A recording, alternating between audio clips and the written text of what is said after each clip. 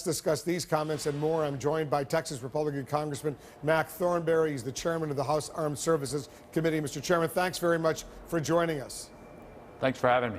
Do you agree with those comments that Belgium security officials, law enforcement, counterterrorism officials are not necessarily doing the job as well as they should?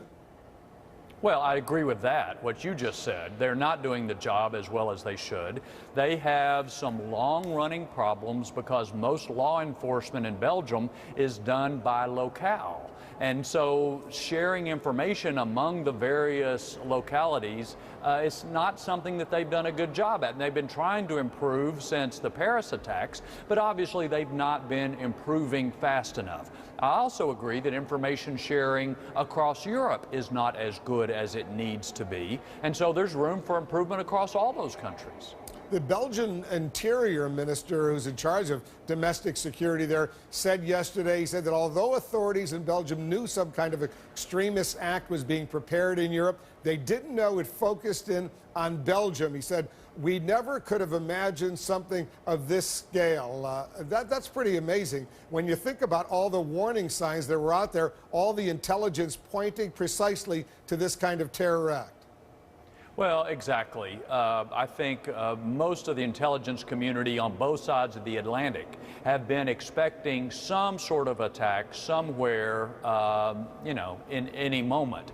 But I'm struck by that comment because if you'll remember, the result of the 9/11 Commission was a failure of imagination. And so the extent to which any of us put blinders on and assume it can't happen here just aids the terrorists and gives them more room to roam and to carry out their attacks. In a statement after the attacks, you said this, and I'll put it up on the screen, Mr. Chairman. The U.S. stands with Belgium, but we all can and should do more to defeat ISIS. That does not mean that the U.S. must solve all the problems of the world, but it does mean that America is a unique force for good. What are 2 or 3 specific things that you think the United States needs to do right now to defeat ISIS? Well, number one is intelligence is key.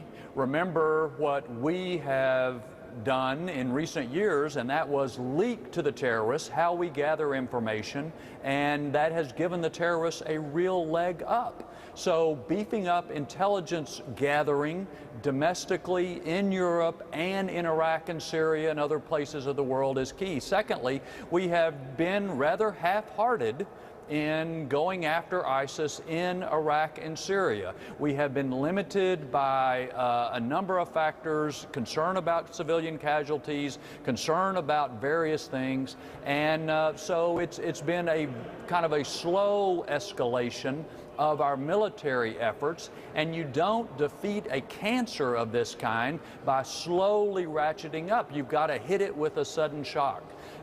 So it's more of an attitude, a seriousness with which you take this problem than it is anything else. But shouldn't the U.S. be concerned about civilian casualties, losing innocent people in the course of trying to destroy ISIS? Of course we should be concerned. The question is when we are letting the tail wag the dog.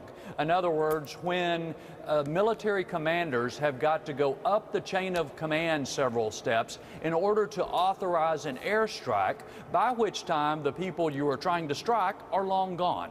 So it's the micromanagement from the White House that has and others that have helped inhibit the effectiveness of our military operations. I was talking the other day to Donald Trump, the Republican presidential frontrunner. He suggested reducing U.S. involvement in NATO. This is before the Brussels attacks, reducing U.S. expenditures as far as NATO is concerned. Are you with him on that?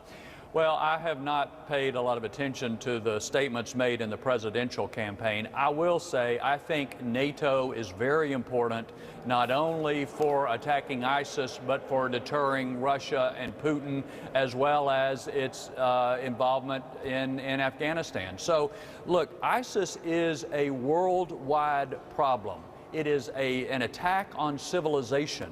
And civilization had better get its act together in order to be serious about defeating this enemy. Nobody should assume that what happened in Brussels or what happened earlier in Paris is only going to be confined to those cities. This cancer will spread until we apply appropriate remedies. But very quickly, because we're out of time, Mr. Chairman, NATO has not, as an organization, agreed to get involved in the war against ISIS. They've laid back. There's a division among the NATO allies. A lot of people are frustrated by that. Are you? Yes, of course. I'm not saying NATO is perfect, and as a matter of fact, NATO had better step up to the challenges that civilization faces, or it will be irrelevant. On the other hand, it is helping to share information among the various countries and do a variety of things today that are useful, but it needs to do more, and that was what my point of my statement. Everybody needs to do more, including us. Mac Thornberry is the chairman of the House Armed Services Committee. Mr. Chairman, thanks as usual for joining us.